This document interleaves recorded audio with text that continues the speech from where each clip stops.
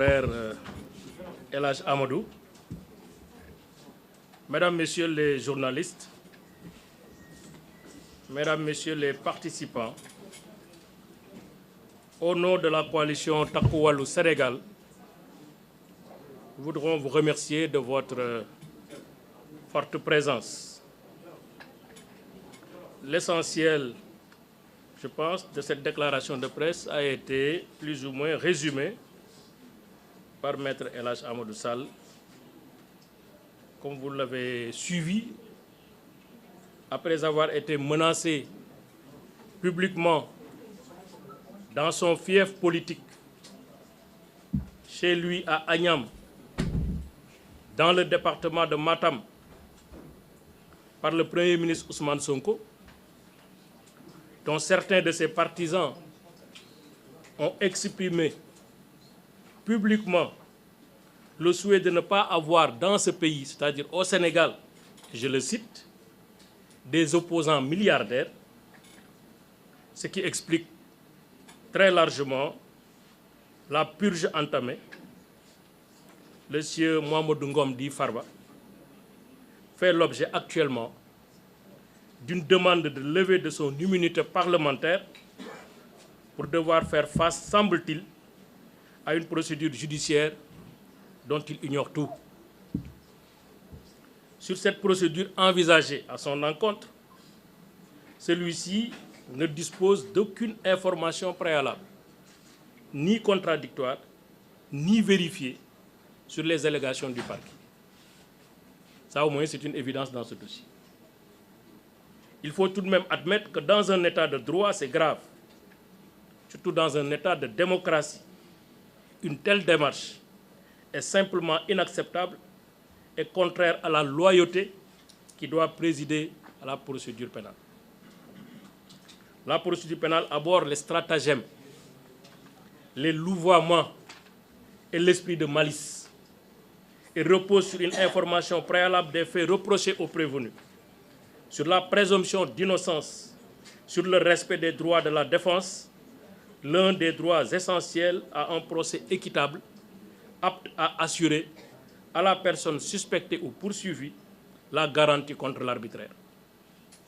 Malheureusement, les transgressions aux droits de la défense qui ont parsemé cette procédure engagée contre Farba, dénoncée par ses avocats, décrédibilisent à elles seules la démarche processuelle engagée.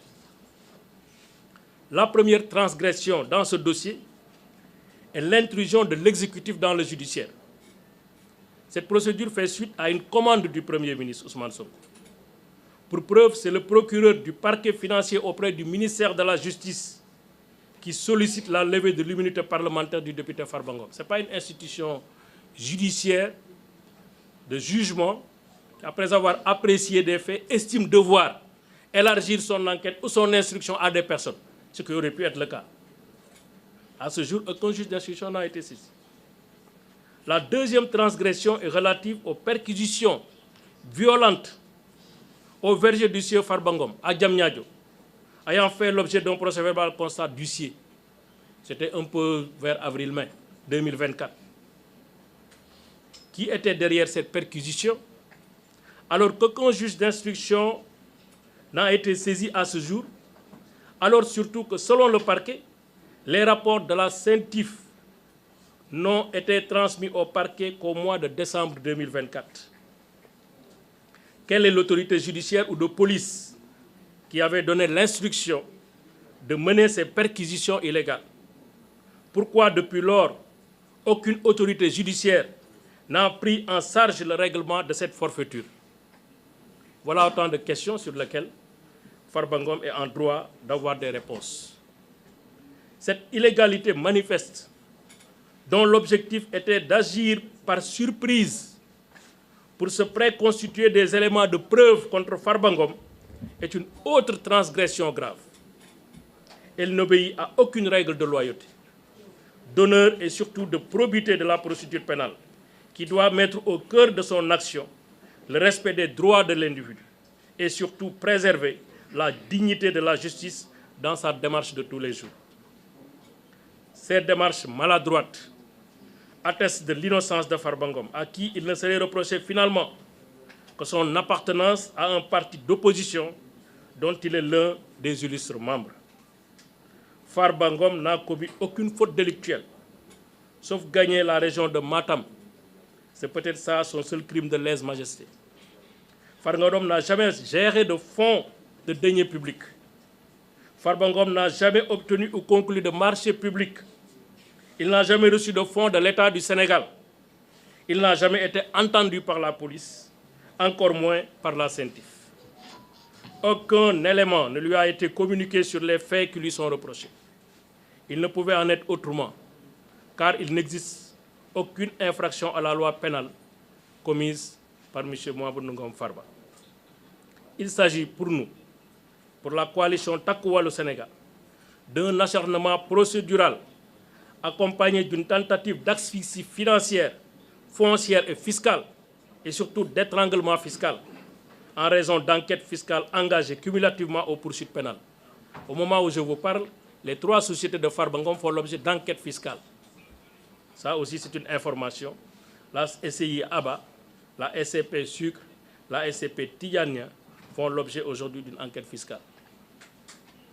Mesdames, Messieurs, nous avions tous salué et accompagné la réforme de la CREI, dont la critique majeure portait sur la violation de la présomption d'innocence et le renversement de la charge de la preuve. La réforme du 2 août 2023, modifiant le code de procédure pénale et instituant le pôle judiciaire spécialisé dans la répression des crimes et délits économiques ou financiers, dénommé pôle judiciaire financier en abrégé PJF, est une réforme majeure de la gouvernance du président Macky Sall. Cependant, la mise en place du pôle judiciaire financier ne devrait pas être une réforme de plus. Une réforme pour rien.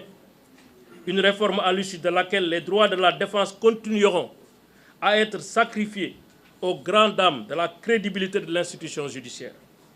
Nous devons tous essayer de préserver cette institution judiciaire en barrant la route principalement aux commandes de l'exécutif, à ses instructions vicieuses dans la procédure et en veillant au respect scrupuleux des textes en vigueur dans le culte de la dignité et de la loyauté sans lesquels il n'y a pas de système judiciaire viable.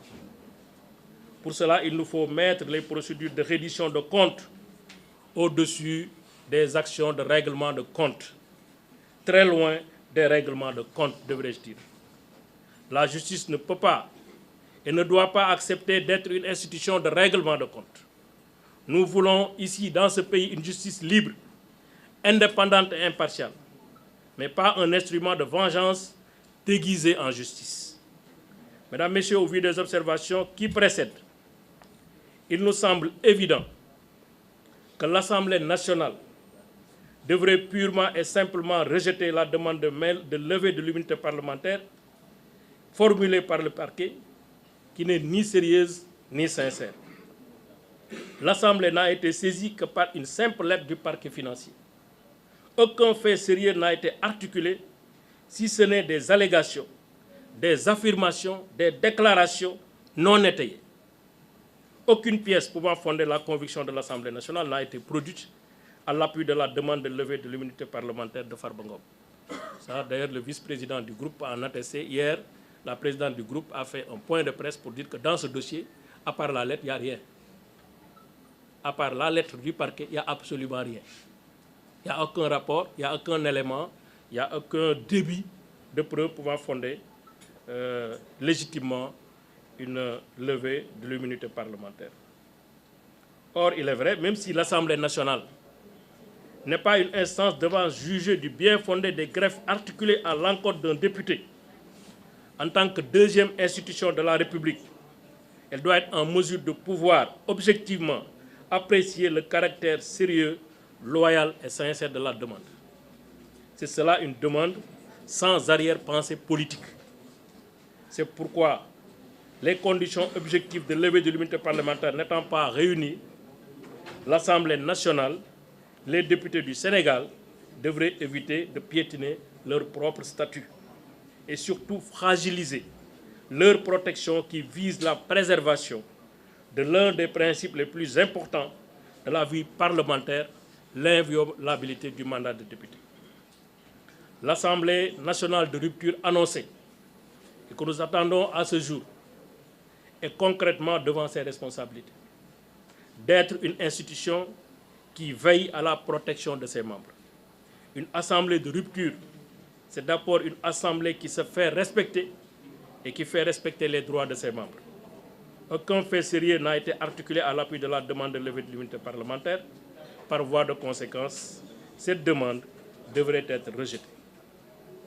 Dans tous les cas, la coalition Takku Wallu Sénégal et son groupe parlementaire entendent saisir sans délai l'Union interparlementaire, l'UIP, organisation mondiale des parlements nationaux, à travers son comité des droits de l'homme, pour dénoncer les graves violations des droits du député Farba Ngom, notamment l'absence manifeste d'une procédure contradictoire, juste et équitable, conforme aux principes de loyauté et d'équité, devant gouverner toute procédure de levée d'immunité d'un député. Les parlements de la CEDEAO, de la francophonie seront également saisis pour ces graves violations. Mesdames, Messieurs, au nom de ce comité, nous vous remercions de votre aimable attention. Merci beaucoup. Je mets à votre disposition... Dis-moi, tu vas... Hein?